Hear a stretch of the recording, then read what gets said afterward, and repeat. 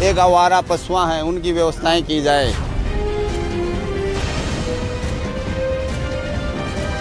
गर्मी आ रही है, पानी की समस्या रहती है।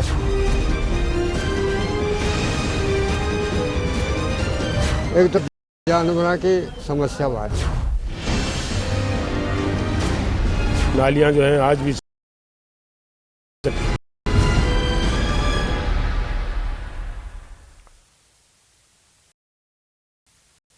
नमस्कार, मैं रविंद्र सिंह आपसे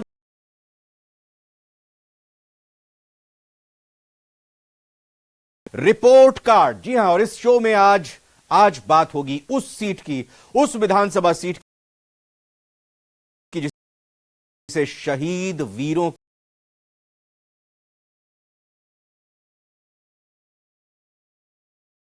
पर आखिर कैसी है सियासी हवा। देखिए सूरजगढ़ सीट से ग्राउंड रिपोर्ट, विधायक का रिपोर्ट कार्ड।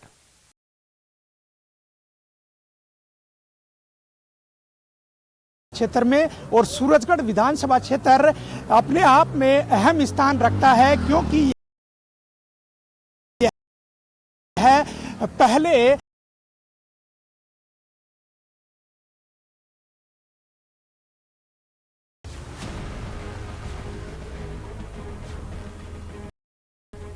जो भी कोई काम हुआ है वो इन बीते 4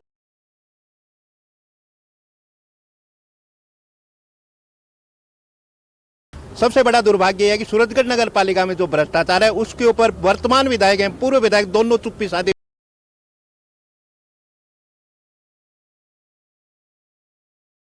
समस्या रहती है। और लाइट की बिना नोटिस के आईएन लाइट काट लेता है, कोई सूचना नहीं था। रोडवेज बस स्टैंड का अनाउंसमेंट हो गया,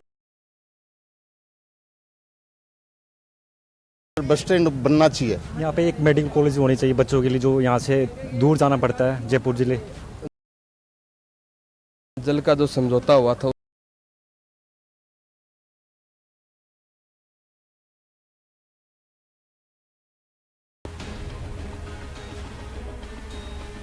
देश को सबसे ज्यादा शहीद और सैनिक देने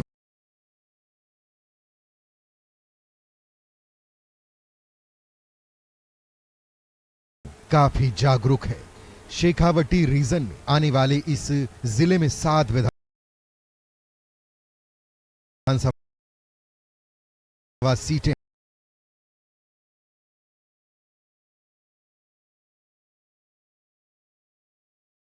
वोटर हैं।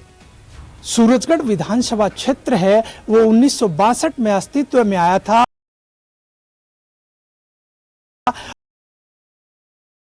और पहले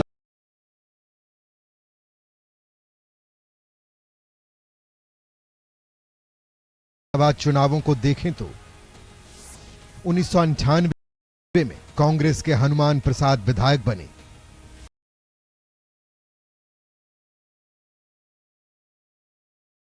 2008 में कांग्रेस के श्रवण कुमार विधायक बने। 2013 में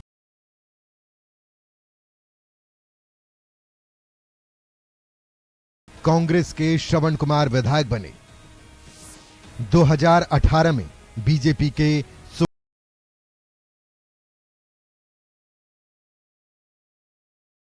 यहाँ की जो समस्याएं थी उनके ऊपर मैंने चुनाव में भी लोग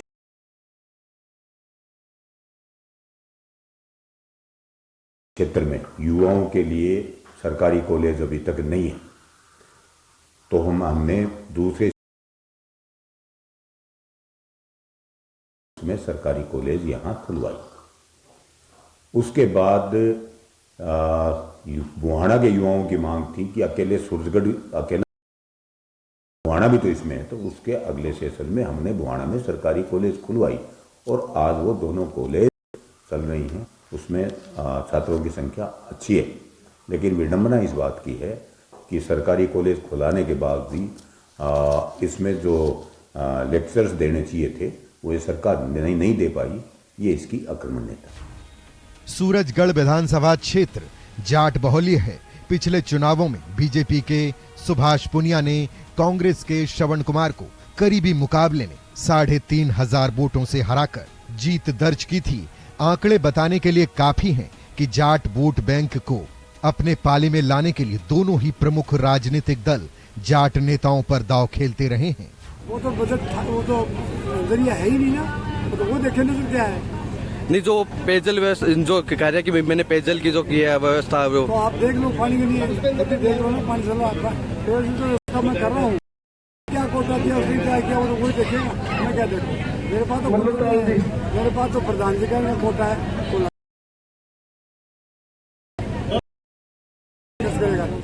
सूरजगढ़ सीट के जातिगत समीकरण पर नजर दौड़ाएं तो यहां 78,000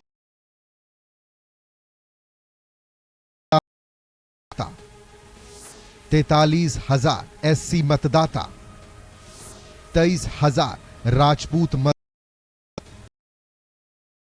ब्राह्मण मतदाता, 16,000 गुर्जर मतदाता, वहीं 9,000 खाती, 5,000 वैश्य, 3,000 मुस्लिम, 3,000 नाई, 2,500 मीणा और 2,000 स्वामी मतदाता हैं। हरियाणा से सटा इलाका होने की वजह से अपराध पर अब तक लगाम नहीं लग पाई है। साथ ही शराब तस्करी भी इस क्षेत्र के लिए एक बड़ी चुनौती है। पेयजल को लेकर लोग आए दिन मुश्किलों का सामना करते हैं, वहीं खेतों के लिए भी यहां पर्याप्त पानी की व्यवस्था नहीं हो पाई है। सूरजगढ़ सीट के प्रमुख मुद्दों की बात करें तो यमुना जल समझौता का पानी नहीं मिल पाना, कुंभाराम लिफ्ट कैनाल का इलाके से नहीं जुड़ना, आपराधिक घटनाओं अवैध खनन पर रोक नहीं लगना, टूटी सड़कें, सीवरेज और रोडवेज की समस्या बरकरार, पशुओं से निजात नहीं मिल पाना। यहाँ जो बॉर्डर इलाके हैं उनमें जो सड़क खस्ता है, पेयजल की भी खासी दिक्कत है। कुंभाराम नहर लिफ्ट परियोजना से अभी तक इस क्षेत्र को नहीं जोड़ा गया है। वहीं बात करें यमुना जल समझौते के तहत हरियाणा से जो पानी मिलना था वो भी इसी विधानसभा क्षेत्र के जरिए परेशान है। लगातार जो ट्यूबवेल है उनका जल स्तर है वो नीचे दाचा जा रहा है। वहीं कई ऐसे मुद्दे जिनको आगामी विधानसभा चुनाव में यहां की जनता वोट करेगी। मेरा कहना था कि सूरजगढ़ विधानसभा के हर नागरिक को शुद्ध पेयजल मिले, ये मेरा सपना था। मैंने अनेकों जगह ट्यूबवेल करवाए हैं, कई करोड़ रुपए यहाँ इस क्षेत्र में लगाए हैं, लेकिन वो ट्यूबवेल बनाने के बाद भी कई जगह ड्राई चले गए, क्योंकि यहाँ सतही पानी तो है नहीं और नीचे 1100 फीट जाने के बाद भी ड्राई है, यहाँ पानी नहीं है। तो कुंभाराम लिफ्ट परियोजना जो पिछली वसुंधरा जी सरकार की जो एक ड्रीम प्रोजेक्ट था, उसका पैसा तो नहीं मिला था, लेकिन उसकी डीपीआर बनी थी। उसके बाद मैंने विधानसभा में अनेकों बार, चाहे वो कोई भी सेशन चला हो, चाहे बजट सेशन चला हो, चाहे वो शीतकालीन हो, चाहे वर्षाकालीन हो, पेयजल की प्रमुखता से मांग उठाई है और वो विधानसभा के रिकॉर्ड के ऊपर भी। तब इन्होंने माना था और हमारे सूरजगढ़ और उदयपुरवाटी दोनों को 870 करोड़ रुपए इन्होंने जारी किए थे, लेकिन इनकी उदासीनता की वजह से आज तक उस जायका जो एजेंसी है जापान की, उसका टेंडर भी इन्होंने नहीं करवाया है। तो मेरे को लगता है इन्होंने ये सोचा है कि यहाँ का विधायक अपने अनुकूल नहीं होने के कारण मेरे साथ सौतेला व्यवहार हुआ है। निश्चित रूप से आने वाले समय में जो ही भारतीय जनता पार्टी की सरकार बनेगी, हर व्यक्ति को, हर घर को अपन शुद्ध पेयजल देने में सक्षम होंगे। सड़कें मेरे को शुरू में बहुत ही खराब स्थिति में मिली थी, लेकिन उसके बावजूद भी मैंने बजट में, और बजट में नहीं दी तो उसके बाद डिमांड में, मैंने इनको घुटनों के बल झुकाकर इस क्षेत्र में एक तो पचेरी से लेकर ये बुहाना होके जो एक सड़क है ये पास करवाई, दूसरी सात से लेकर और चूड़ीना तक इस तरह की सड़कें थी, सड़क नहीं थी, सड़क में गड्ढे नहीं थे, गड्ढों में सड़क थी। उसके बावजूद भी मैंने वो सड़क डिमांड में सरकार से ली और वो ये दोनों सड़कों का काम चल रहा है। इस सेशन में दो बहुत बड़ी सड़कें और थी क्षेत्र की, एक तो पचेरी से डुलोट और दूसरा वाया बाग थी, दूसरी खांडवा से लेकर और नालोट वाली सड़क जो नारनौल बॉर्डर को जोड़ती है, दोनों सड़कें डिमांड के बाद सरकार को मजबूर किया तो निश्चित रूप से दोनों सड़कें उस समय 76 करोड़ रुपए इन्होंने पूरे जिले को दिए। उस मेरी विधानसभा में दोनों सड़क अभी इसी सेशन में लेके आए। बहुत बड़ी एक चोरी एक डकैती हुई थी। मैं धन्यवाद देना चाहूंगा एसपी साहब को कि उन्होंने त्वरित कार्रवाई करके उन मुलजिमों को पकड़ा है और 4 मुलजिमों को तो 2 को तो मुठभेड़ करके पुलिस की मुठभेड़ में उनको फायरिंग करके पकड़ा है। इसके लिए मैं उनको धन्यवाद देना चाहूंगा। और रही बात भूमाफियाओं की, वो जरूर आज भी कुछ तथाकथित कांग्रेस के नेता हैं, वो उनको पोषित कर रहे हैं। ये समस्या चाहे सूरजगढ़ में हो और चाहे सिंघाड़ा में, दोनों कस्बों में आज ये ज्वलन समस्या है। इसके लिए निश्चित रूप से मैंने समय समय पे भी कहा है और उन भूमाफियाओं पे निश्चित रूप से जो ही भारतीय जनता पार्टी की सरकार आएगी उनको चिन्हित करके उनके ऊपर लगाम लगाने का काम भारतीय जनता पार्टी करेगी। हमने विधानसभा में जो इस प्रदेश की सबसे बड़ा प्लेटफॉर्म है, सबसे बड़ी पंचायत है, उसमें हमने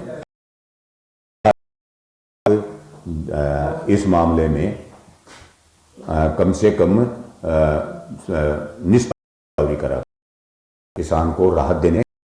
और मैंने विधानसभा में यह भी उठाया कि 6 महीने का किसान का बिजली का माफ किया जाए, लेकिन आज तक इस मामले में उसके ओलावृष्टि से किसानों की फसल बर्बाद हो गई। और आज किसान के पास ठीक है, आज खाने के लिए तो 2, किसान की सबसे बड़ी पूंजी होती है पशुधन, उसको बचाने का काम कहां से करेगा? उसके लिए तूड़ी भी और राज्य सरकार से मांग करता हूं कि तुरंत प्रभाव से उनको राहत देने का काम करें। लेकिन आज तक शिवाय गिरदावरी के कागजों में अभी तक किसी भी किसान को राहत देने का काम इन्होंने नहीं किया। आपने देखा भी होगा और आपने आंकड़े भी लिए होंगे, जिले में जो मेरे को कोटा मिलता है उससे सभी विधानसभा में किसी से मेरी वो तुलना नहीं करता, मेरे सारे आदरणीय हैं, लेकिन मेरा जितना भी कोटा मिला है समय से पहले मैंने उसको खर्च करने का काम किया है। अब जो भी कोटा मेरे को मिला है, मैं चाहूंगा कि निश्चित समय में पेयजल के ऊपर जो प्रमुख आवश्यकता इस विधानसभा की है, उसके ऊपर मैं उस पैसे को देकर जनता को पानी पिलाने का काम करूंगा। इस समय मैं हूं सूरजगढ़ विधानसभा क्षेत्र के सूरजगढ़ कस्बे की सूरजगढ़ मंडी में और हमारे साथ कुछ लोग मौजूद हैं। 4.25 साल में क्या कुछ काम किया है, क्या उनकी मांगे थी, क्या उनकी अपेक्षाएं थी, जेकर इनकी प्रतिक्रिया जानते हैं। क्या कुछ काम हुआ है बीते 4.25 साल में? देखिए, जो भी कोई काम हुआ है वो इन बीते 4 सालों में ही हुआ है। पहले किसी विधायक को हमने कभी ऐसा देखा नहीं कि कोई काम कर रहा था क्या। आज हमारा हॉस्पिटल में कोई आदमी नहीं, क्या कोई नर्स भी नहीं रहती थी, ताला लगा रहता था। और आज जाके के देखो, हर तरह के डॉक्टर, हर तरह की वहाँ पे मशीनरी, हर तरह के वहाँ पे काम होने लग गया। वहाँ पर नंबर नहीं आता है हॉस्पिटल में। और इतनी सड़कें बन रही हैं उसके में अपने एमएलए के फंड से इतनी सड़कें बन रही हैं। सारा काम जो है एमएलए की तरफ से काम हो रहा है। इतना काम पहले कभी नहीं हुआ था। बॉर्डर इलाके की सड़कें हैं वो तो आज भी टूटी हुई हैं सूरजगढ़ विधानसभा क्षेत्र में। देखो, उनको जितना फंड मिलता है उस फंड में उन्होंने कितने तो पानी के जो पंप, हैंड पंप लगाए हैं, क्या बोलते हैं, बोरिंग करें। कम से कम भी 20-25 बार बोरिंग कर सूरजगढ़ में 20-25 बोरिंग किए हैं। है गाँव गड़ा है इन्होंने। अभी जितना फंड आता है उतना फंड खर्चा करते हैं। और आज नंबर 1 पे है पूरे इधर उठाते हैं हर तरह के। हमारे पानी की जो नहर के लिए भी उन्होंने बहुत कोशिश कर रखी है और उन्होंने वादा भी किया था कि पानी की नहर आ जाएगी। नहर है, क्या नाम अपना, कुमाराम आर्य का जो है वो नहर अभी तक आई नहीं है, लेकिन उनको वादा कर रखा था कि हाँ ये नहर भी आ जाएगी।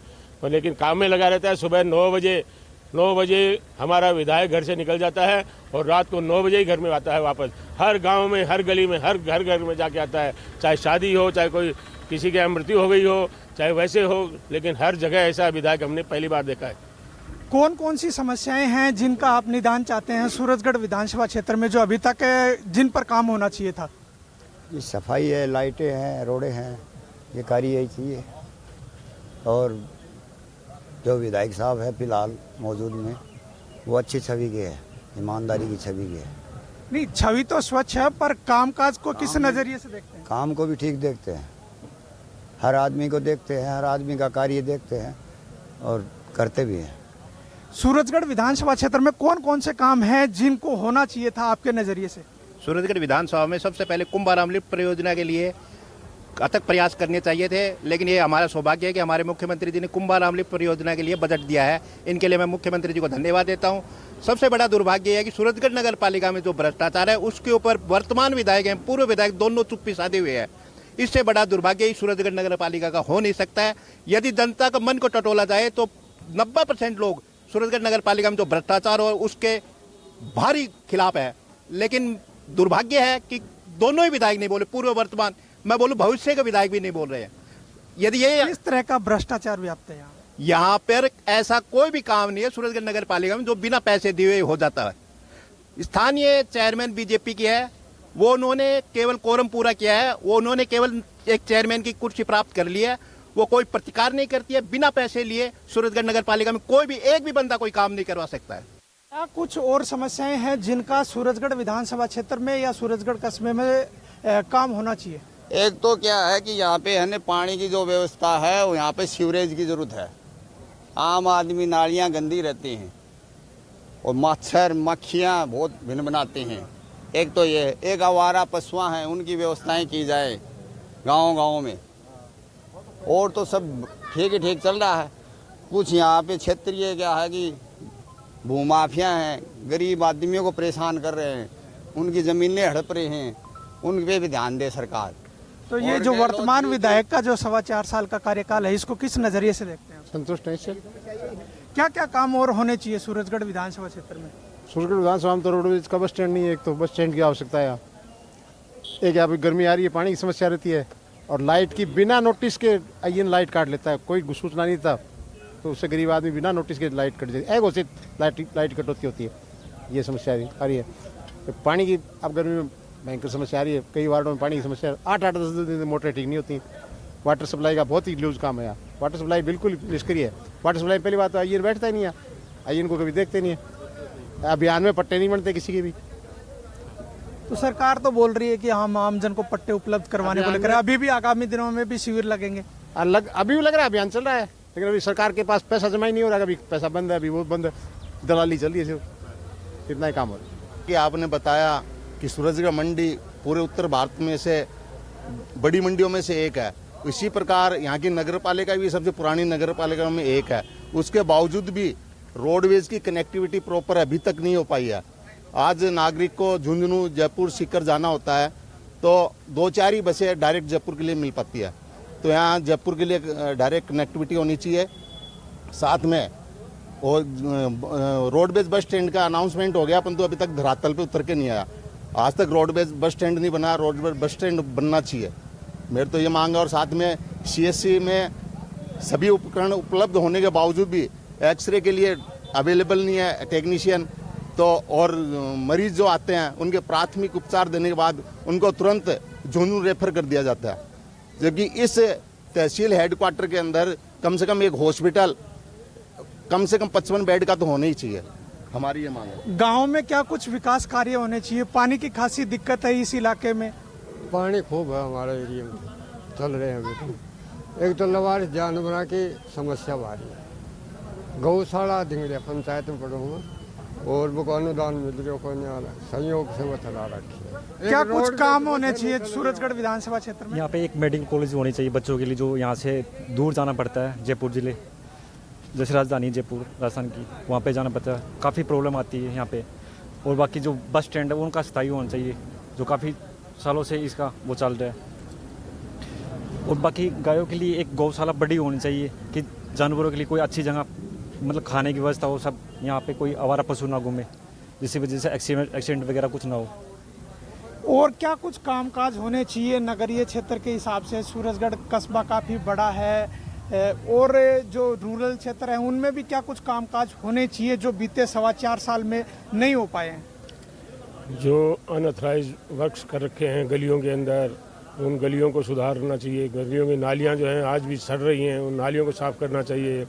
ये मूलभूत सुविधाएं हैं, ये मूलभूत सुविधाएं बहुत कम हैं, उनका हो नहीं पा रही है और उसके कारण हर नागरिक जो है हर गली मोहल्ले में दुखी है, कचरे के कारण, गंदगी के कारण। बॉर्डर इलाके हैं वहाँ पे सड़कें टूटी हुई हैं, उनको लेकर किस नज़रिए से देखते हैं? यहाँ देखो, ये जो सरकार है वो आज कांग्रेस की सरकार है। कांग्रेस की सरकार ने यहाँ पर कोई भी काम नहीं किया है।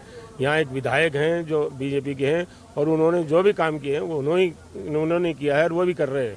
बाकी इसलिए और बाकी गाँवों से, ढाणियों से, उनसे तो उन्होंने जोड़ा है हर गाँव को, हर गली को, रोड से। लेकिन क्या है कि जो बॉर्डर की जो रोडें हैं अब वो काम जो है गवर्नमेंट का है, वो गवर्नमेंट कुछ काम नहीं कर रही है। जहाँ पानी की काफ़ी समस्या है कि क्या कुछ और कामकाज होने चाहिए पानी को लेकर ताकि लोग जो गर्मी और जो पानी का जो संकट है उससे निजात मिल सके? यमुना जल का जो समझौता हुआ था उसका पानी हमारे पास आना चाहिए। मैं तो आपके माध्यम से जनप्रतिनिधियों को भी कहना चाहूँगा और प्रशासन को भी कहना चाहूँगा कि इस समझौते के ऊपर पानी जल्दी से जल्दी हमारे इस सूरजगढ़ के क्षेत्र से होते हुए पूरे ज़िले के अंदर लेके आना चाहिए। इससे पीने के पानी की भी और सिंचाई वाले पानी की भी व्यवस्था प्रबंध तरीके से हो सके।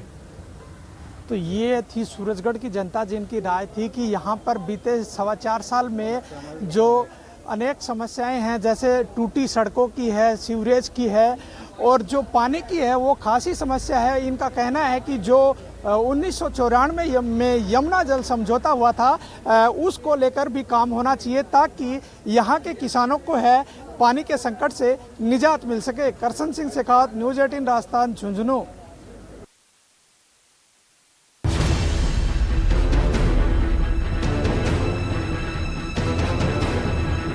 एक आवारा पशुआं हैं उनकी व्यवस्थाएं की जाए।